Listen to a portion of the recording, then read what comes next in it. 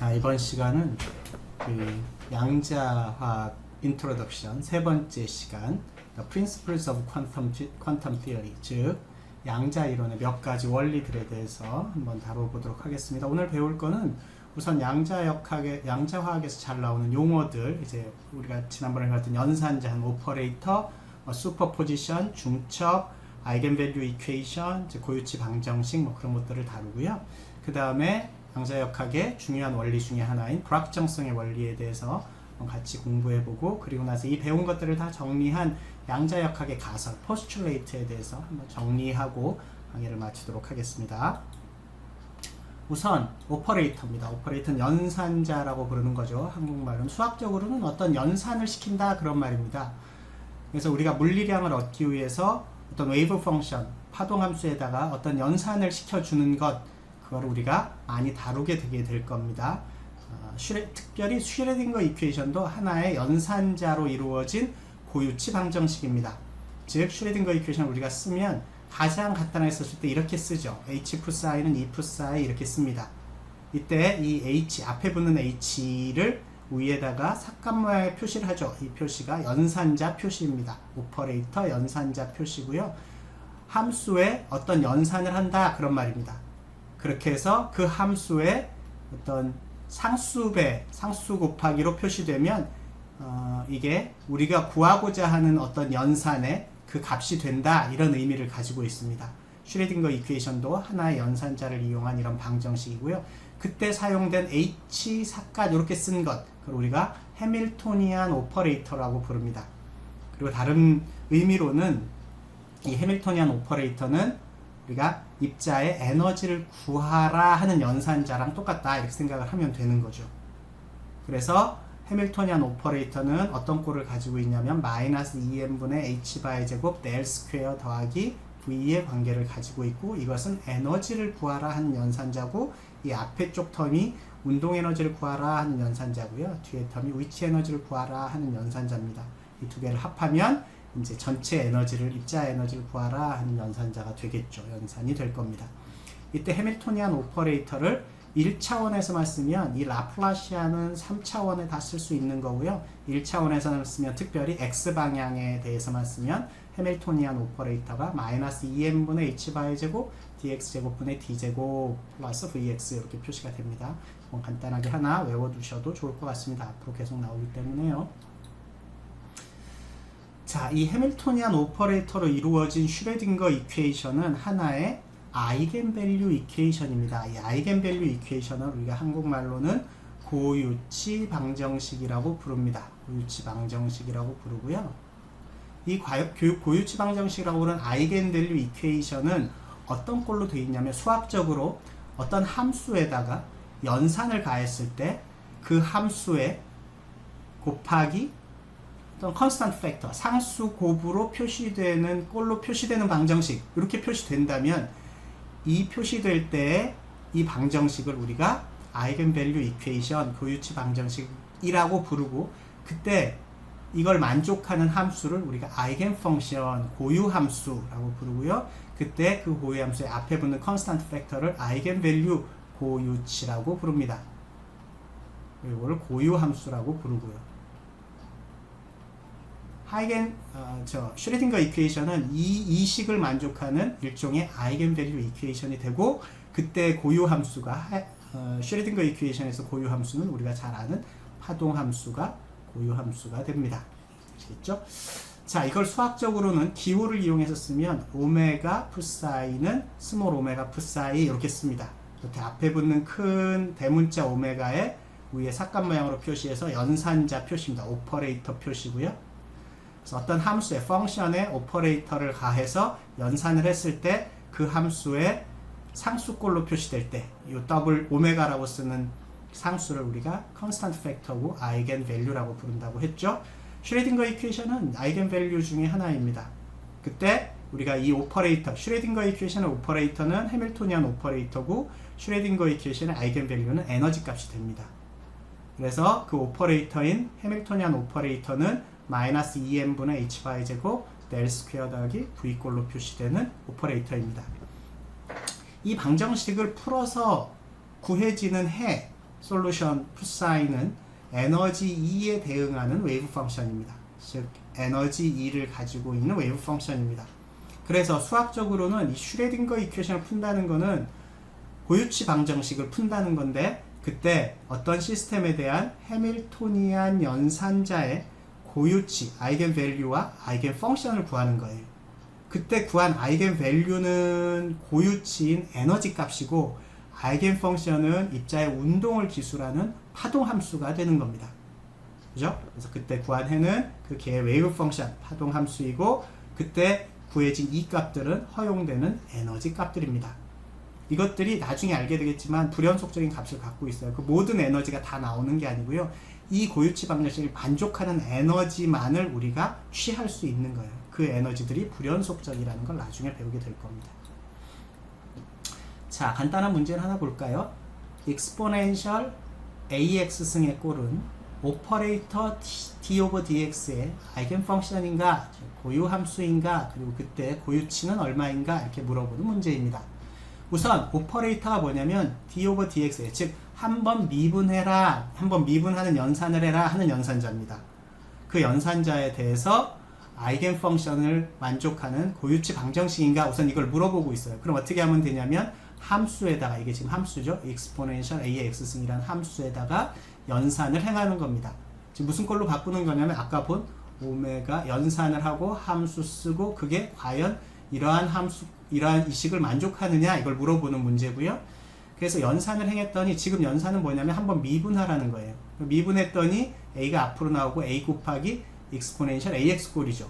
얘가 풋사이니까 지금은 오퍼레이터인 미분을 해라는 오퍼레이터에 어떤 함수를 연산을 했더니 그 함수에, 여기 함수죠, 함수 곱하기 a로 표시되죠. 이런 걸로 표시됐다고요. 즉 함수의 상수배로 표시됐으니까 아이겐 밸류 이퀘이션을 만족하는구나, 고유치 방정식이구나 하는 걸 알 수 있습니다. 따라서 2의 ax라는 이 함수는 이 고유치 방정식을 만족시키는 아이겐 펑션입니다. 그리고 그때의 아이겐 밸류는 a입니다. 이 앞에 붙은 스몰 오메가인 a 값, 이게 아이겐 밸류가 됩니다. 반면 2의 a의 ax 제곱이라는 함수가 있다고 칩시다. 이 함수는 미분이라는 연산자에 대해서, 한번 미분한 연산자에 대해서 아이겐 펑션인가, 이렇게 물어보는 문제라면 똑같이 이것도 이렇게 미분을 이 함수에다가 연산을 시켜주면 됩니다. 그랬더니 이건 뭐가 나오냐면 a의 x제곱의 꼴이니까 이게 2의 ax로 앞으로 나오죠. 따라서 2의 ax exponential a의 x제곱 꼴입니다. 이게 풋사이죠. 따라서 2의 ax 풋사입니다. 즉 어떤 함수에다가 지금 연산을 가했는데 그게 2의 ax 풋사이 꼴로 나왔어요. 이게 상수로 나와야 아이겐밸류 이퀘이션인데 지금은 상수가 아니에요. x라는 변수가 들어있어서 상수가 안 됩니다. 2a만 있으면 상수지만, 따라서 상수꼴이 아니기 때문에 아이겐밸류 이퀘이션이 아닌 거죠.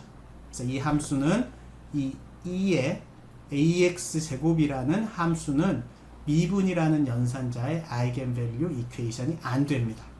아시겠죠? 말입니다. 자, 물리적으로는 어떤 의미를 갖냐면, 물리량이 있잖아요. 측정 가능한 물리적 관측량을 우리가 observable이라고 부르는데, 많은 경우에 물리적으로 이 observable, 물리적인 관측량의 값을 구하는 것이 아이겐밸류 이퀘이션으로 많이 기술된다는 거예요. 즉, 이 물리적 관측량, 뭐 운동량이면 운동량, 뭐 거리면 거리, 이런 걸 구하라는 게 그 연산을 시켜주고, 함수만 안다면, 우리가 운동에 대한 함수만 제대로 알고 있다면 여기에다가 뭘 구하라 하는 연산을 시켜주는 거예요. 그리고 예를 들어 모멘텀이면 모멘텀을 구하라 하는 연산을 시켜줬을 때 풋사이의 어떤 값으로 얻어진다면, 상수값으로, 요게 바로 모멘텀이란 말이죠. 이렇게 구해진다는 거죠. 그래서 물리적으로는 어떤 모멘텀과 같은 observable, 물리적 관측량을 구하는 것에 대한 아이겐밸류 이퀘이션들이 이렇게 있고요. 다 어떤 연산을 시켜서 그 아이겐밸류가 얻어지면 우리가 관측량 하나를 얻는다, 그런 말입니다. 예를 들어서 모멘텀, 다이폴 모멘트, 뭐 거리, 위치, 에너지, 모든 것들이 물리적 관측량이고 그것에 해당하는 연산들이 다 있어요. 연산자들이 다 있다고요. 예를 들어서 모멘텀, 운동량을 구하라는, x방향의 운동량을 구하라는 연산은 이런 연산자예요. i분의 h바 dx분의 d예요. 즉, 한 번 미분하고 i분의 h바를 곱해라. 우리가 운동 함수를 안다면. 그럼 거기다가 그 연산을 해보는 거예요.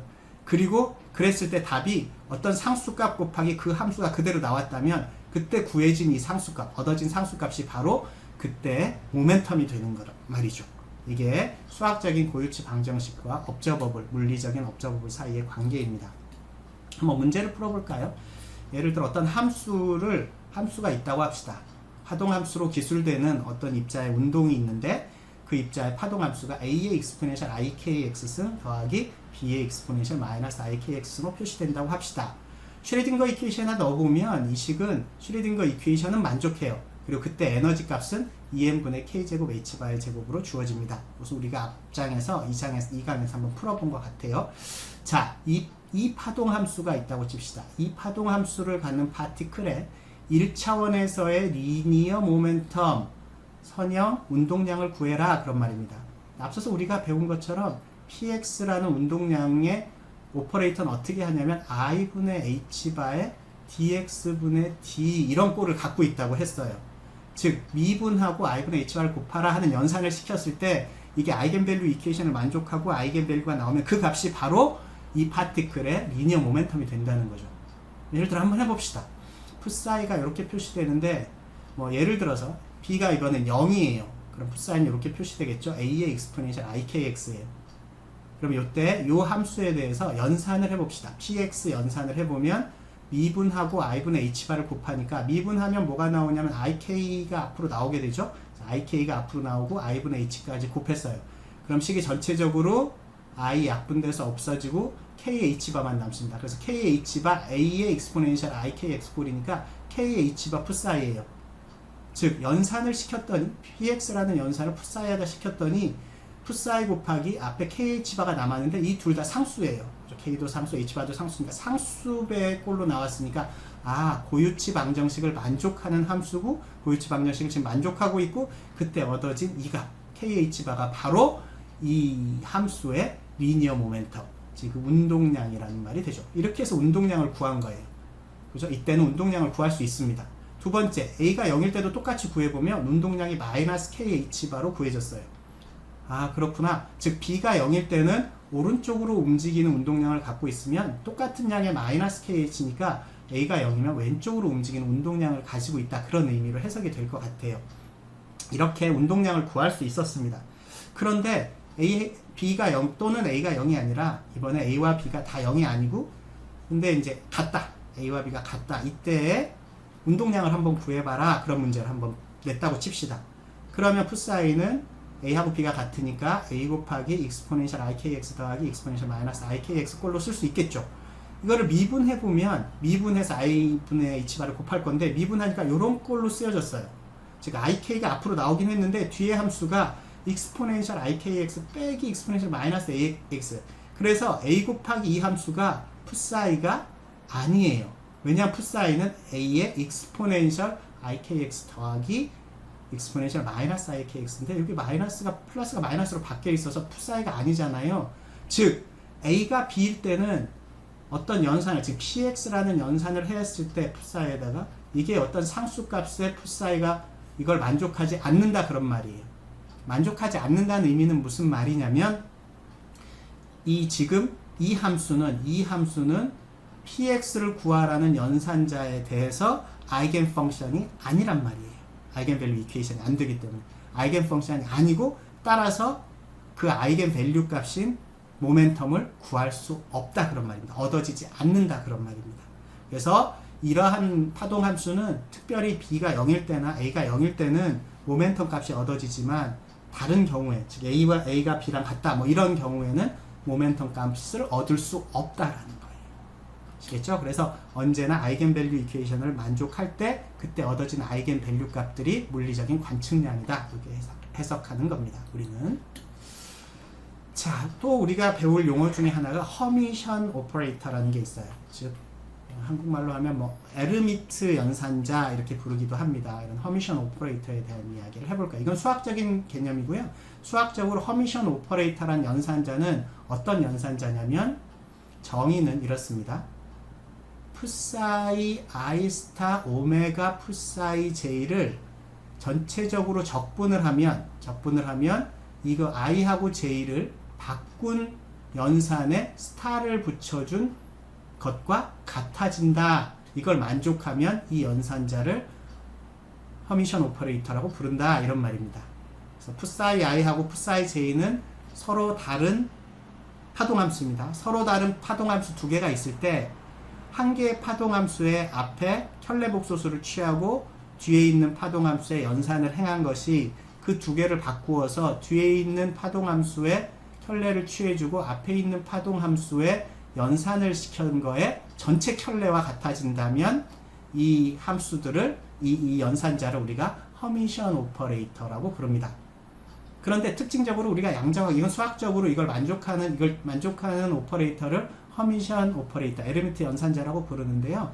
좋은 점은 양자역학에서 우리가 사용하는 대부분의 연산자들, 즉 우리가 방금 배웠던 해밀토니안 오퍼레이터, x방향의 운동량을 구하라는 오퍼레이터, 이 x는 x방향의 위치를 구하라는 오퍼레이터고요. 이거는 원점으로부터의 거리를 구하라 하는 오퍼레이터예요. 이런 오퍼레이터들이 우리가 자주 나오는데 이런 대부분의 오퍼레이터들이 다 허미션 오퍼레이터예요.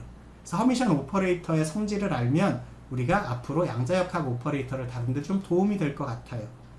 그래서 허미션 오퍼레이터의 특징을 좀 알아보면 좋을 것 같은데 허미션 오퍼레이터는 두 가지 특징이 있습니다. 하나는 아이겐밸류가 항상 실수이다. 즉 리얼 넘버. 허수가 아니라 실수이다고요. 또 하나는 아이겐 펑션들 사이에는 오소고널인 관계에 있다. 이런 특징을 가지고 있습니다. 우선 처음 거부터 볼게요. 아이겐밸류가 항상 실수이다. 증명을 해보면 우선 인티그랄 풋사이 스타 오메가 풋사이를 하면 오메가 풋사이를 먼저 해야 되겠죠. 그래서 풋사이에다가 연산을 했더니 얻어지는 값이 오메가 풋사이라고 합시다. 즉 지금 오메가 풋사이는 오메가 풋사이고요. 다음에 오메가 풋사이 스타를 하면 나중에 합시다. 이렇게 얻어진다는 말이죠. 자, 근데 오메가는 상수니까 상수는 앞으로 뺄 수 있죠. 그래서 오메가 인티그랄 오메가 스타 오메가 디타우가 됩니다. 그런데 오메가 스타 오메가 디타우는 뭐냐면 만약에 이 오메가가 정규화가 되어 있다면 그 두 개의 확률 밀도의 적분은 1이 되죠. 정규화 되어 있다면 따라서 오메가가 됩니다. 지금 정규화가 되어 있다고 가정하면 자, 그런데 오메가 스타는 뭐냐면 그럼 얘가 오메가니까 오메가 스타는 이 전체 함수에다가 여기도 오메가 스타를 붙여주면 여기도 스타를 붙여주면 되겠죠. 그래서 오메가 스타는 인티그랄 풋사이 스타 풋사이 오메가 디타우인데 이거에 스타를 붙여준 겁니다. 그런데 허미션 오퍼레이터의 특징이 뭐냐면 풋사이 j 스타 오메가 풋사이 i의 dx에 전체 스타를 붙여주면 풋사이 j하고 i만 바뀐다는 거죠. 바뀌고 켤레가 아닌 함수로 바뀝니다. 따라서 얘는 지금 풋사이 i하고 풋사이 j가 같기 때문에 그대로 이렇게 되는 거죠. 그렇죠? 바뀐 것도 같은 함수니까 풋사이 인티그랄 풋사이 스타 오메가 풋사이. 근데 얘가 오메가 풋사이니까 아까 본 것처럼 오메가는 앞으로 나오고 풋사이 스타 풋사이 적분하면 1이니까 다시 오메가가 됩니다. 즉 이 증명에 의해서 오메가 스타가 오메가인 걸 알게 됐죠. 오메가 스타가 오메가란 말은 이 오메가가 뭐냐면 아이겐밸류인데 얘가 아이겐밸류 고유치인데 이 아이겐밸류의 켤레가 원래랑 같다. 그 얘기 무슨 말이에요? 실수다. 실수가 아니면 허수면 켤레하고 원래 숫자하고 달라집니다. 그죠? 같아지니까 실수입니다. 즉 해밀토니안 오퍼레이터의 아이겐밸류인 에너지도 실수가 되고 우리가 구한 이러한 오퍼레이터들이 모두 허미션 오퍼레이터를 만족하기 때문에 허미션 오퍼레이터이기 때문에 에너지를 구하거나 운동량을 구하거나 x방향의 위치나 원점으로부터의 거리를 구한 값들은 지금 양자역학에서는 모두 실수로 얻어진다는 거예요. 리얼 넘버로 얻어집니다. 두 번째 허미션 오퍼레이터의 특징은 아이겐 펑션들 사이에, 즉 풋사이들 사이에 오소고널의 관계에 있다 이런 말입니다. 오소고널은 뭐냐면 한국말로 직교라고 하고요. 직교의 특징은 뭐냐면 두 개의 펑션을 적분하면, 즉 확률 밀도를 적분하면 0이 된다 이런 말입니다. i하고 j가 다를 때. 그래서 두 개의 웨이브 펑션이 있을 때, 서로 다른 두 개의 웨이브 펑션이 있을 때 걔네들의 곱의 확률 밀도의 곱의 적분값은 0이다. 만약에 i하고 j가 같으면, 그리고 정규화 되어 있다면 인티그랄 풋사이 i 풋사이 j는 1이 되죠. 즉 일반적으로 우리가 양자역학에서 다루는 푸사이 I 스타 푸사이 J D 타우를 적분한 이 값은 1 또는 0이 됩니다. 1은 언제냐면 I하고 J가 같을 땐 1이 되고 I하고 J가 다를 때는 0이 됩니다. 이러한 관계를 우리가 오소고날 또는 특별히 이는 노멀라이즈 되어 있으니까 오소노말이라고 부르기도 합니다. 정규 직교화되어 있다. 정규 직교화되어 있다. 직교화되어 있다. 이렇게 부르기도 합니다. 그래서 오소고날 또는 오소노말의 특징을 갖고 있어요. 그게 우리가 앞으로 다루게 될 대부분의 양자역학적인 웨이브 펑션들의 특징입니다. 그래서 직교 관계를 가지고 있다. 그래서 같은 애들끼리 적분하면 1이 되고 다른 애들을 적분하면 0이 된다. 이게 양자역학적인 웨이브 펑션의 특징이 됩니다. 왜냐하면 양자역학적인 오퍼레이터들이 다 허미션 오퍼레이터들이고 허미션 오퍼레이터를 만족하는 웨이브 펑션들, 아이겐 펑션들 사이에는 오소고날의 관계가 있기 때문입니다. 자, 가끔 이제 또 중첩이라는 용어가 잘 나오는데요. 영어로 슈퍼포지션이라고 합니다. 그 얘기는 무슨 얘기냐면 우리가 이제 어떤 연산을 이렇게 하잖아요. 연산을 이렇게 한단 말이에요. 그럼 오메가 플러스 이렇게 얻어지면 아이겐밸류 이퀘이션을 만족하고 이때 얻어진 오메가 스몰 오메가 상수값이 우리가 원하는 연산, 즉 무엇인가 관측량을 얻고자 하는 연산의 그 관측량 값이 된다는 거죠. 이때 이 아이겐밸류 이퀘이션을 만족하는 푸사이는 하나일 수도 있고 다른 여러 개가 이 방정식을 만족할 수도 있게 됩니다. 그럼 다른 웨이브 펑션이 여러 개가 있다면 그때 오메가 값들은 각각 달라지는 거죠. 달라진 오메가 값들을 갖고 있습니다. 예를 들어 슈레딩거 이퀘이션도 이렇게 쓰여지는 슈레딩거 이퀘이션이 있다고 칩시다. 이거를 만족하는 웨이브 펑션이 있다고 칩시다. 그 얘기는 무슨 얘기냐면 우리가 이 해밀토니안 오퍼레이터는 슈레딩거 이퀘이션의 해밀토니안 오퍼레이터는 에너지를 구하라 하는 연산자라고 했잖아요. 그렇게 하고 이 식을 만족하는 어떤 웨이브 펑션을 구하고 그때 아이겐밸류를 구했다면 이때 이 값이 바로 그 웨이브 펑션의 에너지 값입니다. 그런데 이걸 만족하는 웨이브 펑션이 하나가 있는 게 아니에요. 푸사이 1, 푸사이 2, 푸사이 3 이런 여러 개가 있다는 거죠.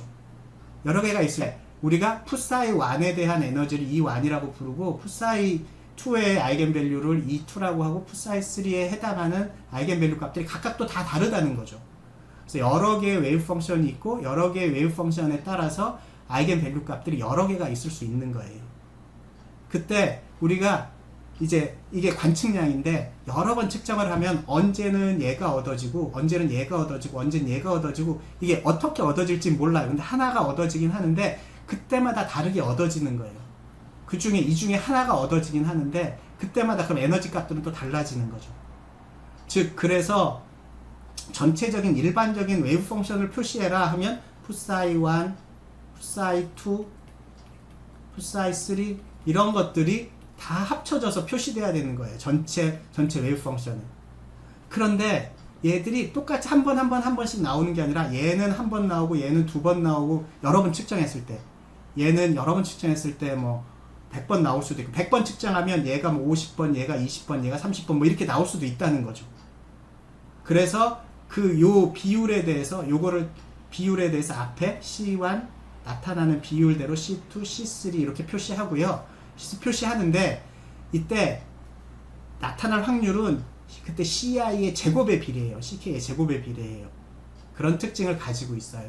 그래서 우리가 하나씩 따져보면 어떤 아이겐밸류 이퀘이션을 만족하는 웨이브 펑션들은 여러 가지 세트의 합으로 표시될 수 있다는 거죠. 여러 개 아이겐 웨이브 펑션의 선형 결합으로 표시할 수 있어요. 이렇게 표시하는 걸 우리가 리니어 컨비네이션, 선형 결합으로 표시한다고 하거든요. 그래서 많은 웨이브 펑션은 연산자의 아이겐 펑션들을 여러 개의 아이겐 펑션이 있다는 거죠. 여러 개의 아이겐 펑션들을 지금처럼 이런 식으로 더하기로 표시하는데 그걸 선형 결합이라고 불러요. 리니어 컨비네이션에서 전체 웨이브 펑션을 표시하는 거죠. 이렇게 표시하는 걸 우리가 중첩, 슈퍼포지션으로 표시한다 이렇게 얘기하는 거예요. 그래서 전체 웨이브 펑션은 푸사이 1, 푸사이 2 이런 식으로 푸사이 k의 시그마로 표시합니다. 이게 전체 웨이브 펑션의 컴플리트 세트가 되고요. 그런데 앞에 붙는 이 개수 ck는 뭐냐면 그러면 여러 번 측정했을 때 얘가 나타날 확률이 몇 번이냐 하는 걸 의미하는 거예요. 그래서 특징을 보면 중첩된 웨이브 펑션의 특징은 한 번 측정할 때는 어떤 한 풋사이 k가 나타나게 되고 그때 아이겐밸류가 그때 아이겐밸류 값이에요. 즉 해밀토니안 오퍼레이터를 한 번 연산하면 그때 웨이브 펑션 하나가 있고 그때 얻어지는 아이겐밸류 값이 그때 에너지 값이에요. 두 번째 측정하면 다른 풋사이가 얻어질 수도 있고 그때 얻어진 아이겐밸류는 그때 에너지가 되는 거고요. 그래서 한 번 측정 시에는 한 개의 풋사이 k가 얻어지고 그때 얻어진 아이겐밸류가 그 고유치가 됩니다. 여러 번 측정한다면 그러면 이제 풋사이 k가 풋사이 1도 나올 수 있고 풋사이 2도 나올 수 있고 풋사이 4도 나올 수 있고 이렇게 나온다는 거죠. 그때 특정한 아이겐밸류가 나타날 확률은 그 앞에 개수 ck 제곱에 비례하게 됩니다. 즉 예를 들어서 어떤 함수가 두 개의 웨이브 펑션으로 이루어져 있어요. c1 풋사이 1 더하기 c2 풋사이 2로 이루어져 있다고 합시다. 그런데 5번 측정을 하면 근데 c가 1이고 얘는 2라고 쳐봅시다. 즉 풋사이가 풋사이 1 더하기 2 풋사이 2로 표시되는 어떤 컴플리트 세트가 있다고 치면 얘를 5번 시행을 하면 평균적으로 얘가 4번, 풋사이 2가 4번 얻어지고 얘가 1번 얻어진다 그런 말이에요. 왜? C의 제곱에 비례한 확률로 얻어지기 때문에. 그죠? 10번 측정하면 얘가 평균적으로 8번 얻어지고 얘 8번 나오고 풋사이 1이 2번 나온다 그런 말이에요. 그래서 여러 번 측정했을 때 특정 아이겐밸류가 나타날 확률은 C 앞에 붙는 개수의 제곱에 비례합니다. 그러면 예를 들어서 이 함수에 있어서 5번 측정을 하게 돼요. 5번 측정을 했는데 풋사이 1의 아이겐밸류는 2완이라 풋사이 1의 아이겐밸류는 예를 들어서 2완은 2완이 얻어졌다고 쳐봅시다. 해밀토니안 오퍼레이터를 행하고 2완은 10이고요. 2,2는 뭐 예를 들어서 뭐 50이라고 쳐봅시다. 50이라는 값을 가지고 있다고 쳐봅시다. 두 개의 서로 아이겐밸류가 다르죠. 그러면 우리가 5번 측정을 하면 얻어지는 에너지 값의 평균은 얼마일까요? 그럼 이렇게 해야 되겠죠. 왜냐하면 10이라는 값이 한 번 얻어질 거고 50이라는 값이 4번 얻어질 거 아니에요. 평균적으로. 그러면 5번 측정했을 때 평균값은 5분의 1 곱하기 10 더하기 4 곱하기 50 이렇게 구해야 되겠죠. 이렇게 얻어진 평균값 이걸 우리가 expectation value라고 불러요. 그래서 많은 측정을 했을 때 아이겐밸류 평균값을 expectation value 기대값 또는 평균값이라고 부르고 이것은 그 연산자의 바깥쪽에다가 표시할 때 기호로는 이렇게 이거 무슨 가로라고 하죠? 이런 가로로 표시하게 됩니다. 이걸 우리가 expectation value라고 하고요. 이 expectation value를 얻는 방법은 수학적으로 인티그랄 풋사이 스타하고 이 오메가 연산 풋사이 디타우 이걸 하면 expectation value를 구할 수 있다. 이렇게 알려져 있습니다. 자, 문제를 한번 풀어볼게요. 파동함수가 두 개의 웨이브 펑션의 리니어 콤비네이션인 C1 풋사이 1 더하기 C2 풋사이 2로 표시될 때 expectation value를 구하라 이런 말입니다. 그죠? 아까 제가 방금 전 페이지에서 풀었던 거랑 비슷한 거죠. 한번 풀어볼게요. 그러면 expectation value를 구하기 위해서는 어떻게 하라고요? 이렇게 괄호로 표시한다고 쓰고 인티그랄 풋사이 스타 연산 풋사이 디타우 이렇게 쓰라 그런 말입니다. 요거 구하라 그런 말이에요. 쉽게 얘기하면. 그런데 풋사이가 얼마냐면 C1 풋사이 1 C2 풋사이 2니까 C1 풋사이 1 C2 풋사이 2의 스타 오메가 C1 풋사이 1 C2 풋사이 2 이렇게 구하면 됩니다. 따라서 이 연산할 수 있겠죠. C1 풋사이 1 연산을 하면 어떻게 되냐면 이거부터 해볼게요. C1 풋사이 1 하면 C1은 상수니까 앞으로 나오고 C1의 풋사이 1이 되죠. 그런데 이건 우리가 알고 있는 것처럼 이걸 오메가 1이라고 쳐봅시다. 그러면 C1 오메가 1 풋사이 1이 되고요. 이제 아이겐밸류 이퀘이션을 만족한다고 치면 오메가 풋사이 1이 오메가 1 풋사이 1이라고 치면 됩니다. 따라서 C1 오메가 1 풋사이 1이 되고 C2 풋사이 2도 오메가 연산을 행하면 C2 오메가 풋사이 2니까 C2 오메가 2 풋사이 2가 됩니다. 그래서 이 뒤쪽이 C1 오메가 1 풋사이 1 더하기 C2 오메가 2 풋사이 2가 되죠. 이거하고 이거하고의 곱입니다. 따라서 이렇게 곱하면 식이 이렇게 되죠. 그럼 C1 스타 C1 오메가 1의 인티그랄 푸사이 1 스타 푸사이 1 디타우 이런 식으로 쭉 4개의 항이 나오게 됩니다.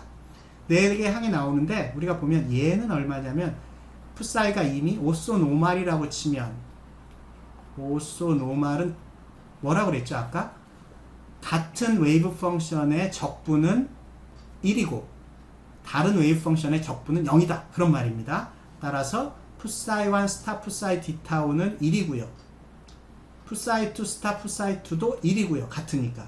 푸사이 2 스타 푸사이 1은 다르니까 0입니다. 그죠? 얘도 0이죠. 그래서 얘와 얘는 다 없어지고요.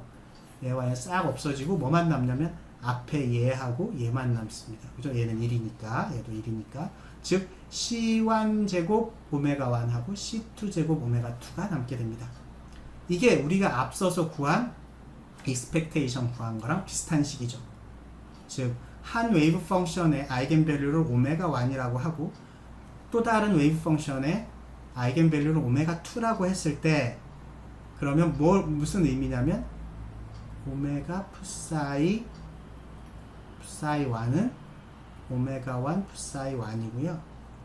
오메가 푸사이 2는 오메가 2 푸사이 2란 말입니다. 즉 푸사이 1과 푸사이 2는 이 연산에 대한 고유 함수고 각각에 대한 고유치는 스몰 오메가 1과 스몰 오메가 2일 때 우리가 전체 웨이브 펑션이 C1 오메가 1 더하기 C2 오메가 2로 표시될 수 있겠죠. 지금 웨이브 펑션 두 개가 다 만족하니까 아이겐밸류 이퀘이션을 만족하니까 그리고 앞에 붙는 C1과 C2는 얘가 몇 번 확률적으로 나올까 하는 이야기입니다.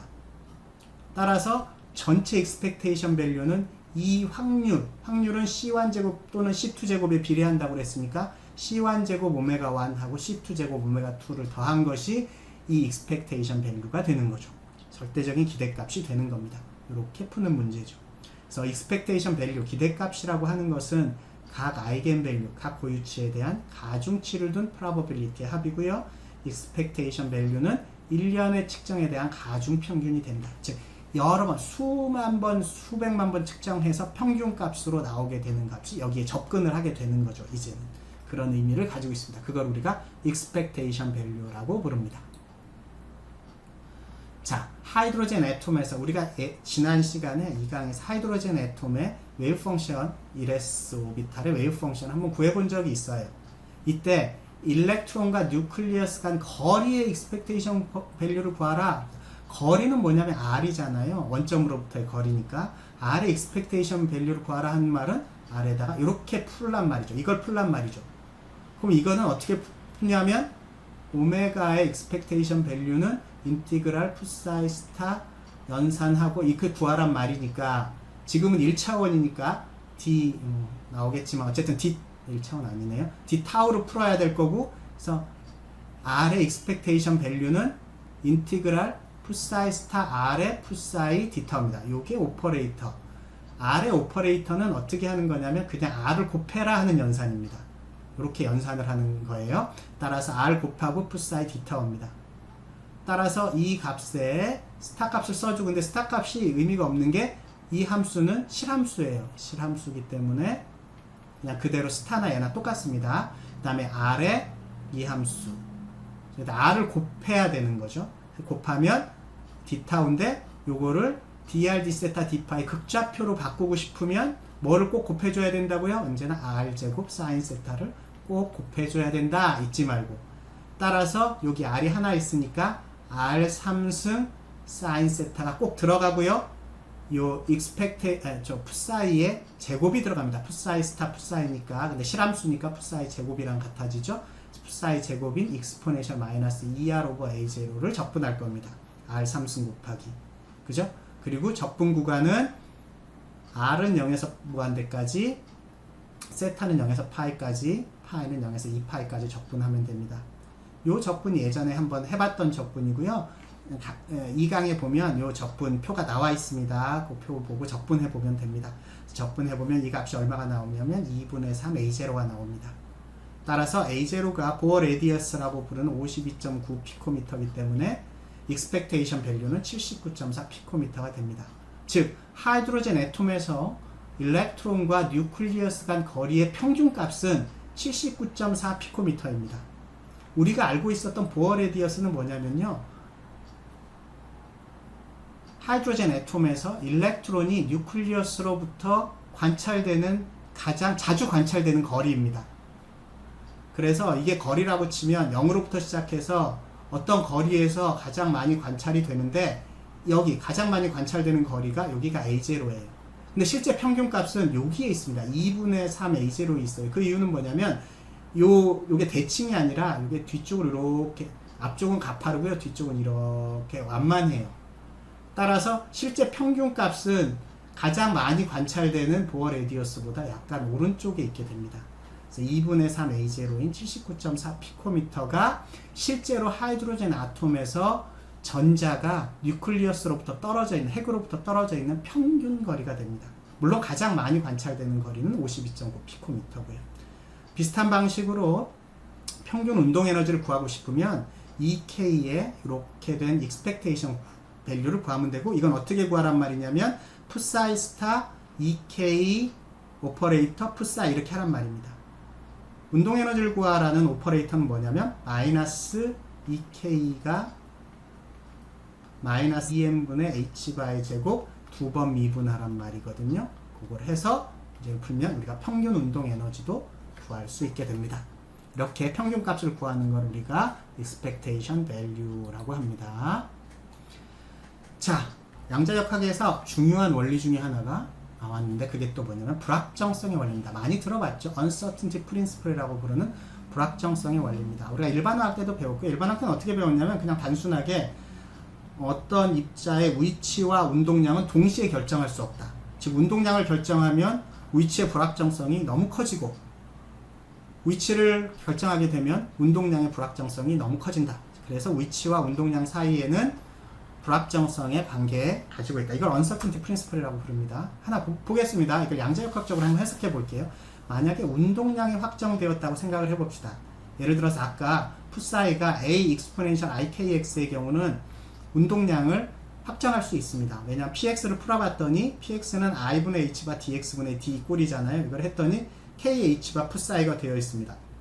즉 아이겐밸류 이퀘이션을 만족하고 그때 아이겐밸류 값이 KH바니까 얘가 바로 운동량입니다.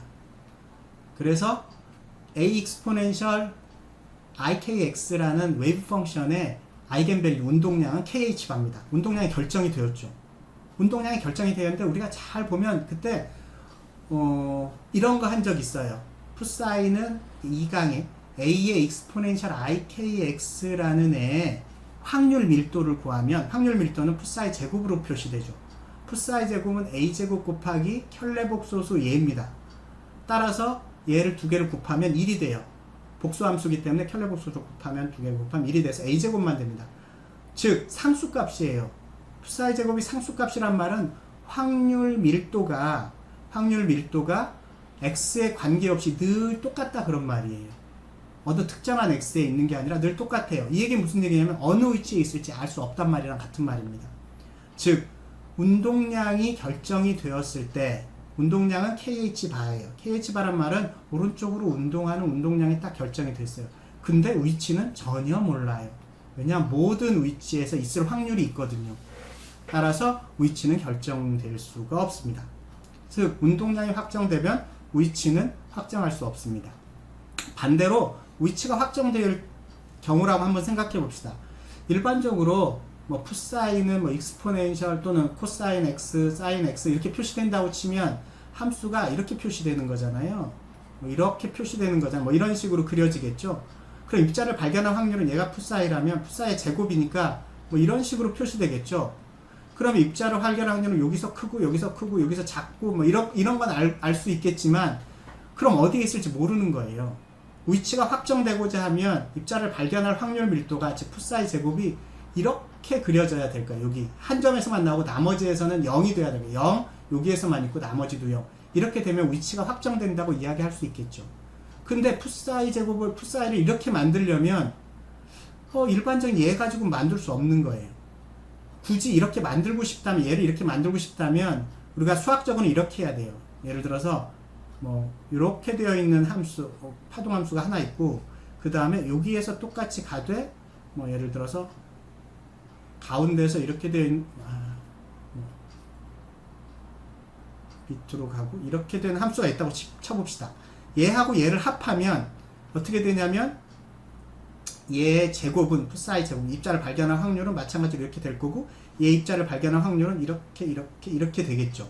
그죠? 왜냐하면 제곱이니까 위로 올라가니까. 이 두 개를 더하면 양쪽은 있고 가운데는 커지겠죠. 이런 식으로 될 거라고요. 왜냐면 여긴 중복되니까. 이런 거를 함수를 계속 더하면 계속 양쪽은 좀 낮출 수 있고 가운데만 이렇게 키울 수 있을 거예요. 그러니까 굉장히 많은 함수들을 중첩해가지고 얘들 다 더하면 돼요. 즉 풋사이를 풋사이 1 더하기 풋사이 2 더하기 풋사이 2 더하기, 즉 가운데 이유 위치에 최대값이 있는 애들을 다 계속 합쳐 나가면 언젠가는 그 함수가 이런 식의 함수를 가질 수 있게 되겠죠. 즉 위치를 확장할 수 있을 거예요. 근데 이렇게 위치를 확장한단 말은 이 함수들을 어떻게 더했는지는 모르는 거죠. 각각의 함수에 대해서 운동량이 있을 텐데, 즉 어떤 운동량을 가지고 있을지는 알 수 없다, 그런 말이에요. 즉 두 개의 함수를 합쳤을 땐 이런 모양이라면 5개의 함수를 합치면 조금 더 뾰족해지고, 21개를 합치면 이런 식으로 뾰족해지고, 수백만 개를 합치면 진짜로 뾰족한 이런 함수를 얻을 수 있겠지만, 이렇게 되면 운동량이 뭔지는 결정할 수 없게 된다는 거죠. 즉 위치가 확정되면 모멘텀 정보는 잃게 돼요. 즉 어떤 모멘텀인지는 알 수 없다는 거죠.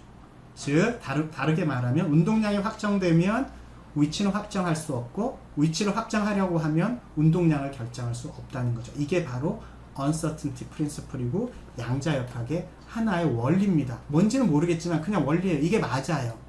그런 의미를 우리가 uncertainty principle이라고 하고, 하이젠베르그의 uncertainty principle을 우리가 특별히 불확정성 원리라고 하면서, 이건 뭐냐면 파티클의 모멘텀과 포지션, 위치와 운동량은 동시에 정확히 스페시픽 할 수 없고, 스페시파이 할 수 없고, 어떤 관계를 가지고 있냐면 모멘텀의 uncertainty, 즉 델타 P와 포지션의 uncertainty 델타 P를 곱하면 언제나 2분의 1 H바보다 크거나 같은 값을 갖는다, 그런 말입니다. 이때 델타 P는 운동량의 오차고요. 일종의 표준 편차 개념입니다. 즉 제곱의 평균에서 평균의 제곱을 빼서 루트를 씌운 값이 오차가 됩니다. 델타 Q도 마찬가지고요. 그래서 얘는 운동량의 오차, 얘는 위치의 오차입니다. 운동량의 오차와 위치의 오차를 곱하면 언제나 2분의 1 H바보다 크거나 같다, 이런 말입니다.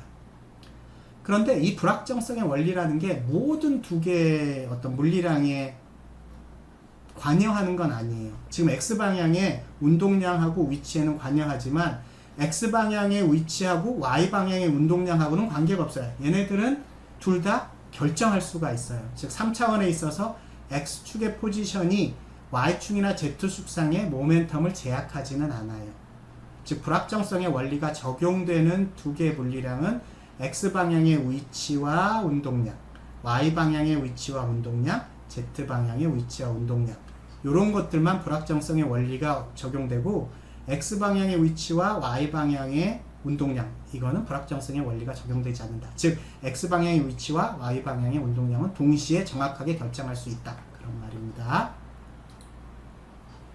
문제에 보면 어떤 1g 비행체의 스피드, 즉 속력을 1m, 마이크로미터 per second에서 정확하게 알 수 있다면, 이게 뭐냐면 그러면 델타 V죠. 속도의 오차입니다. 속도의 오차가 1 마이크로미터 per second라면 포지션을, 위치를 얼마나 정확하게 결정할 수 있겠냐, 그런 말이에요. 위치의 uncertainty는 얼마냐, 그런 말이에요. 그럼 우리가 알고 있던 하이젠베르그의 uncertainty principle, 델타 P, 델타 Q는 2분의 1 H바보다 크거나 같으므로 지금 위치의 운동량과 위치의 오차 범위 구하고 싶은 거예요. 델타 Q는 델타 P분의 H반대, 델타 P는 운동량은 MV니까 M은 결정돼 있고 델타 V가 있죠. 델타 V가 1 마이크로미터 per second. 그걸 집어넣으면 델타 Q가 언제나 5 곱하기 10의 마이너스 26승 미터보다 크거나 같다예요. 따라서 어떤 비행체의 스피드의 오차가 1 마이크로미터 per second라면 포지션의 uncertainty는 최소 5 곱하기 10의 마이너스 26은 미터 정도 된다 그런 말입니다. 이게 uncertainty principle입니다. 자, 이러한 하이젠베르그의 uncertainty principle은 위치하고 운동량뿐만 아니라 일반적으로 두 개의 관측량이 서로 컴플리멘타리하다면 적용되는 식입니다. 즉 컴플리멘타리 observable 쌍의 페어에 일반적으로 적용되는 식이 하이젠베르그의 uncertainty principle입니다. 이때 컴플리멘타리 observables라고 하는 건 뭐냐면 한국말로 상보적 가관측량이라고 하는 거고요. 상보적 가관측량이란 수학적으로 not commute인 observables를 의미합니다. not commute란 말이 서로 교환이 가능하다 그런 말이에요. 즉 교환 법칙이 성립하지 않는 observables에 해당하는 원리입니다. 하이젠베르그의 uncertainty principle이. 즉 교환 법칙이란 뭐냐면 A 연산을 하고 B 연산을 한 거하고 이걸 먼저 한 거하고 B 연산을 먼저 하게 되는 거죠. 그런데 이건 A 연산을 먼저 하게 되는 경우죠. B, A 플러스 I 이렇게 쓰는 거는 얘를 먼저 하게 되는 거고요. 이렇게 하는 거를 우리가 교환하는 거죠. 연산자 두 개를 교환했을 때 이 두 개가 같으면 우리가 commute라고 부릅니다. 즉 교환 법칙이 성립한다는 거고요. 성립하지 않으면 두 개 같지 않으면 not commute입니다. 즉 성립하지 않을 때 not commute인 두 개의 연산자가 있고요. 그 연산자에 해당하는 원리입니다. 즉 not commute이면 일반적으로 하이젠베르그 그 두 개의 연산자에 해당하는 두 개의 observable은 동시에 결정할 수가 없다 그런 말입니다. 아시겠죠? 그래서 우리가 이걸 테스트해 보기 위해서 커뮤테이터를 쓰는데 하나를 먼저 하고 얘는 1번 연산을 먼저 하고 2번 연산을 먼저 한 거에서 빼는 거예요. 두 개 뺀 거를 우리가 커뮤테이터라고 부릅니다.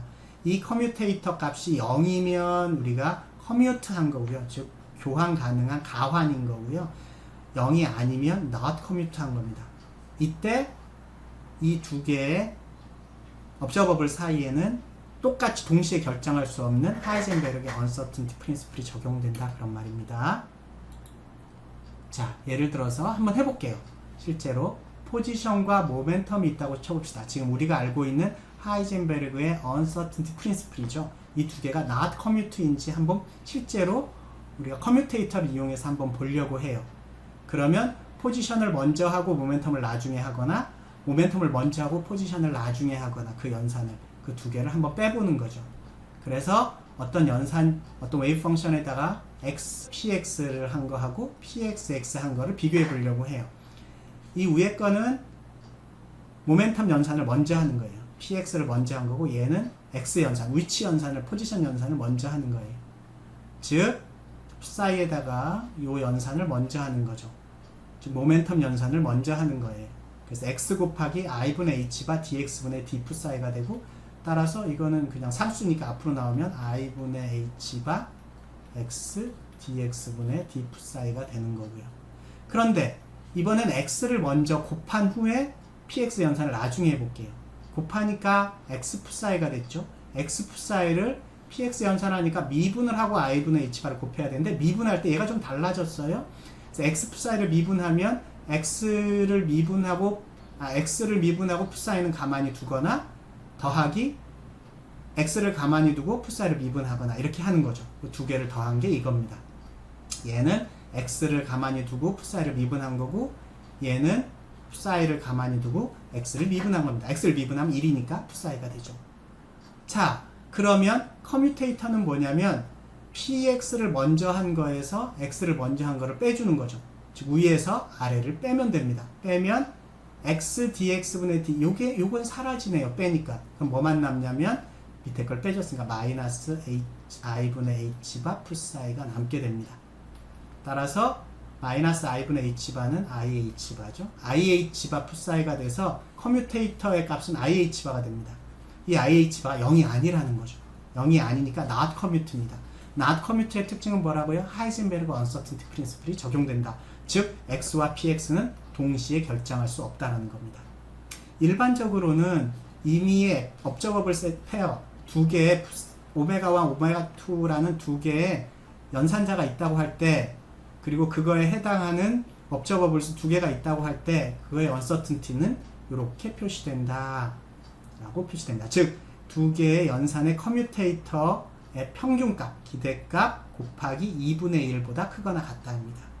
두 개의 연산의 옵저버블스의 오차의 곱은 2분의 1의 두 개의 기대값의 커뮤테이터의 기대값의 2분의 1배와 같다. 예를 들어서 우리가 하이젠베르그의 언서튼티 프린시플에 적용하는 1차원 포지션과 모멘텀의 문제는 아까 본 것처럼 x와 px의 커뮤테이터 값이 ih바잖아요. 즉, 이 값이 ih바라는 거죠. 따라서 델타 x, 델타 px 사이에 2분의 1의 요 값이 뭐라고 그랬냐면 요 값이 ih바인데 그 값의 절대값이니까 h바가 됩니다. 따라서 2분의 1의 h바보다 크거나 같다 이렇게 되죠. 그렇죠? 따라서 이게 바로 하이젠베르그의 언서튼티 프린시플이고, 이러한 하이젠베르그의 언서튼티 프린시플은 일반적으로 커뮤트하지 않은, 즉 교환 법칙이 성립하지 않는 두 개의 업저버블 쌍에 언제나 적용되는 식이다 라는 걸 우리가 배웠고, 이건 양자역학적으로 증명된다기보다는 언제나 이렇게 성립된다는 걸 우리가 알고 있는 거예요. 이런 것들을 우리가 합쳐서, 즉 양자역학적으로 증명한 건 별로 없어요. 근데 해보면 이게 다 맞아. 이걸 전제로 해야만 현상들이 모두 설명돼. 그걸 우리가 합쳐서 뭐라고 부르냐면 postulate, 양자역학의 postulate, 대전제 또는 가설이라고 부릅니다.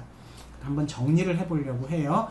그래서 지금 이 시간의 끝으로 양자역학, 퀀텀 미케닉스의 postulate, 가설에 대해서 한번 정리를 해보겠습니다. 지금 여기가 우리가 배웠던 양자역학의 postulate들이에요.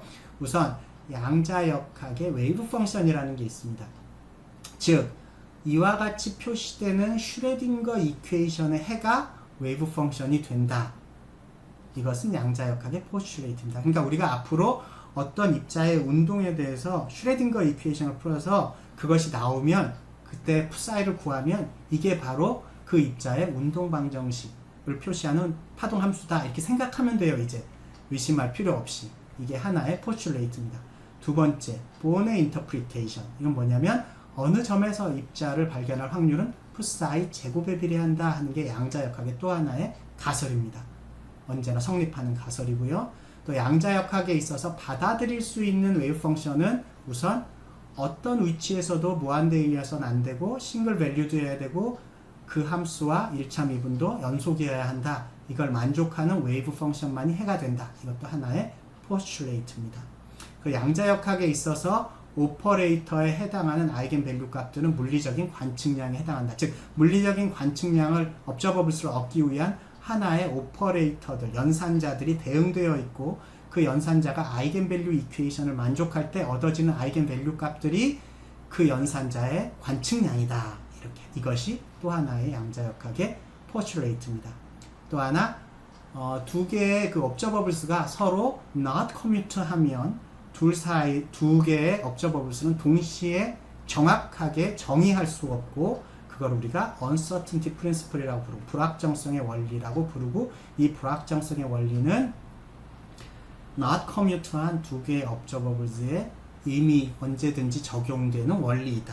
그리고 두 개의 그 observables의 오차의 차이는 2분의 1 h바보다 크거나 같다. 특별히 두 개 커뮤테이터의 2분의 h바보다 크거나 같죠.